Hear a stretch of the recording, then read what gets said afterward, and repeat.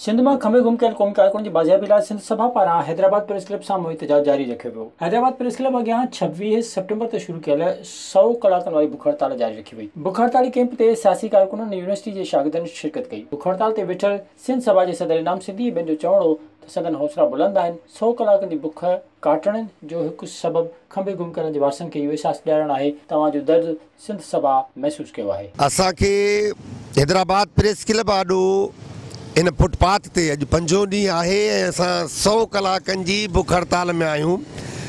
अॼु राति 2:30 वॻे हीअ बुख हड़ताल पंहिंजी पुॼाणीअ ते पुॼंदी ऐं असांजी हीअ बुख हड़ताल सिंध जे समूरनि खंबे गुम कयल नौजवाननि जे मासूमनि जे ऐं पोड़नि जे आजपे जे लाइ आहे।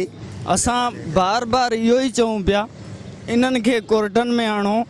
अगरि को इन्हनि ते ॾोह साबित थिए तव्हां पाकिस्तान जे आइन ते इन्हनि ते एफआईआरूं कयो, इन्हनि खे सज़ा ॾियो, असांखे क़बूल आहे। असांजे प्यारनि खे जल्द मां जल्द रिहा कयो वञे। उन्हनि ते को ॾोह आहे उन्हनि खे कोर्ट में वठी अचो, उन्हनि ते केस दाख़िल कयो, उन्हनि खे कोर्ट में पेश कयो। जो तव्हांजो कहिड़ो बि ॾोह आहे उन ते साबित कयो, कोर्ट में साबित कयो। इन मुताबिक़ खंबे गुम कयल समूरनि क़ौमी कारकुननि खे ज़ाहिर करे अदालतुनि में पेश कयो वञे। विज़िट कयो अवामी आवाज़ मीडिया ग्रुप जी वेबसाइट awamiawaz.pk